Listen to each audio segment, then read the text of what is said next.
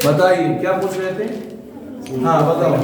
जो अंडाशय होता है, अंडाशय जुड़ा होता है श्रोणि क्षेत्र से और गर्भाशय से किसके द्वारा? स्नायुओं के द्वारा। स्नायुओं को क्या बोलते हैं? लिगामेंट्स। बताओ जो अंडवाहिनी होती है उसकी लंबाई कितनी होती है? 10 से 12 की 15? 10 से 12 की 15? 10 से 12 सेंटीमीटर। कितना? सेंटीमीटर। बताओ अंगुलीनुमा संरचना क्या होती है? बताओ कीप क्या कार्य की संरचना? वह क्षेत्र जहाँ निषेचन होता है, वह भाग जो गर्भाशय से जुड़ा होता है। बताओ गर्भाशय में क्या होता है? अंतर्रोपण होता है। क्या होता है? अंतर्रोपण होता है। गर्भाशय ग्रीवा में एक ग्रीवा नाल पाई जाती है। ग्रीवा नाल और योनि मिलकर के क्या बनाते हैं? ये ग्रीवा नाल है और ये योनि है, ये मिलकर के क्या बनाते हैं? जन्म नाल। क्या बनाते हैं? जन्म नाल। बताओ बाह्य जननांग के कितने भाग? 5 भाग। कितने भाग? Mons pubis. पहला क्या है? Mons pubis. दूसरा क्या है? Labia majora. क्या होगा? Labia majora. दूसरा क्या होगा? तीसरा क्या होगा? Labia minora. क्या होगा? Labia minora. उसके बाद क्लाइटोरिस। ठीक। बताओ वह पतली झिल्ली जो वेजाइना को योनि को ढके रहती है उसको क्या बोलते हैं? हाइमेन। क्या बोलते हैं? हाइमेन। बताओ वह जो बताओ लेबिया माइनोरा जहां पर मिलते हैं वहां पर एक अंगुलीनुमा संरचना पाई जाती है उसको क्या बोलेंगे?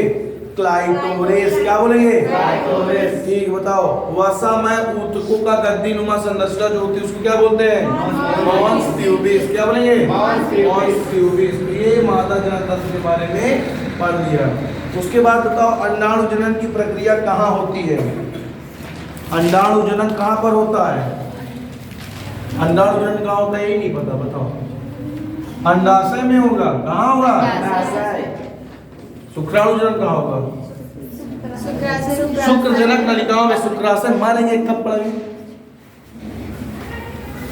पूरा पढ़ाया ना पढ़ाया सब बराबर है। शुक्राशय क्या है? शुक्राशय सहायक ग्रंथि है। और शुक्राणु का निर्माण कहाँ होता है? शुक्रजनक नलिका में। कहाँ पर? शुक्रजनक नलिका कहाँ होती है? वृषण पालिका में। कहाँ पर? वृषण पालिका कहाँ होती है? सहायक नलिकाओं में। वृषण में होती है। एक वृषण में कितनी वृषण पालिका है? 250। एक वृषण पालिका में कितनी शुक्रजनक नलिका है? 2 से 3 या 1 से 3।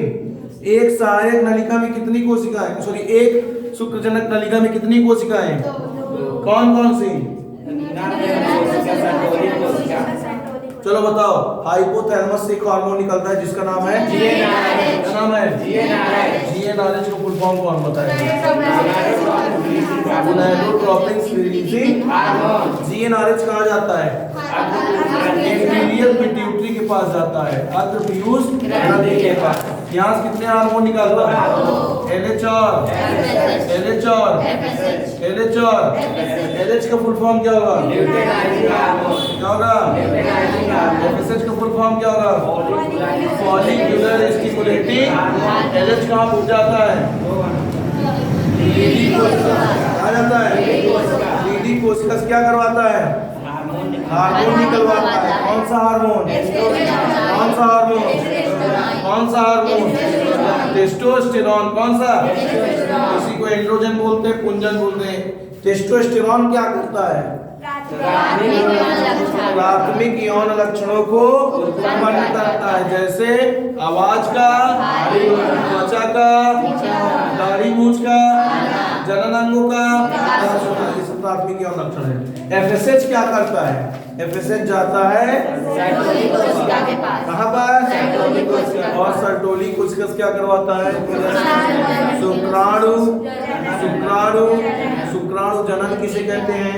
शुक्राणु प्रसू से शुक्राणु बनने की प्रक्रिया को इंग्लिश में बोलते हैं इसको स्पर्मियोजेनेसिस। क्या बोलते हैं? ये हो गया हार्मोनल कंट्रोल। बताओ जो अंडाणु जनन होता है अंडाशय में होता है। अंड जननी कोशिकाएं पाई जाती हैं। अंडजननी कोशिकाएं क्या करती हैं? प्रथम अर्धसूत्री विभाजन शुरू करती हैं और प्रोफेज 1 में जा करके प्रविष्ट हो जाती है, अरेस्ट हो जाती है, रुक जाती है। और क्या बनाती हैं? प्राथमिक अंडक। क्या बनाती हैं?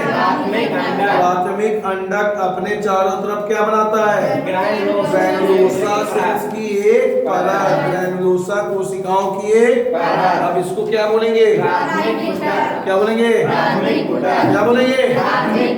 प्राथमिक पुटक के चारों तरफ एक और परत बनेगी। अब इसे क्या बोलेंगे? किसकी परत बनती है? ग्रैनुलोसा कोशिकाओं की। फिर एक और परत जब बन जाएगी, अब क्या बन गया? तृतीयक पुटक के अंदर अभी क्या है? प्राथमिक। बताओ तृतीयक पुटक की गुणसूत्रता क्या है? 2n। अभी n नहीं होगी। अब क्या होता है? थीका एक्सटर्ना और थीका इंटरना बन जाती है। अंदर एक कैविटी गुहा में तरल भर जाता है। तरल को क्या बोलते हैं? क्या बोलते हैं? अब ये तृतीयक पुटक क्या करेगा?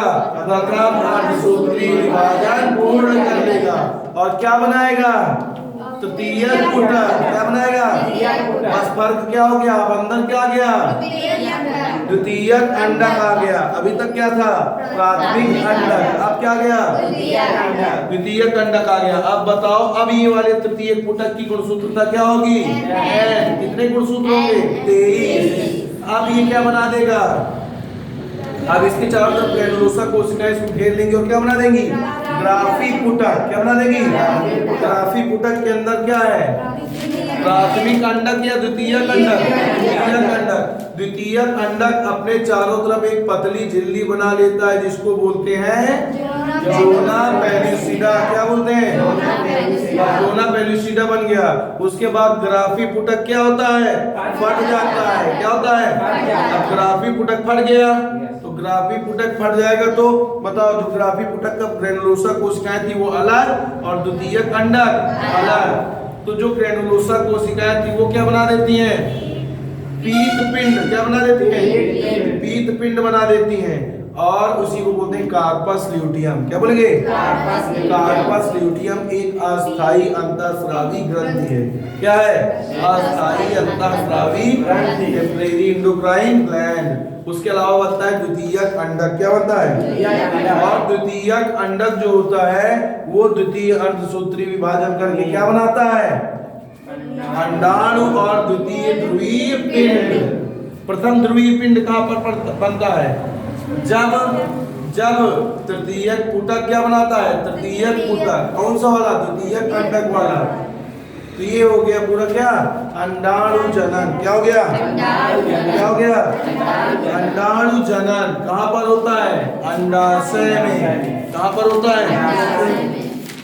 समझ आ गया? अब हेडिंग डालो आर्तव चक्र।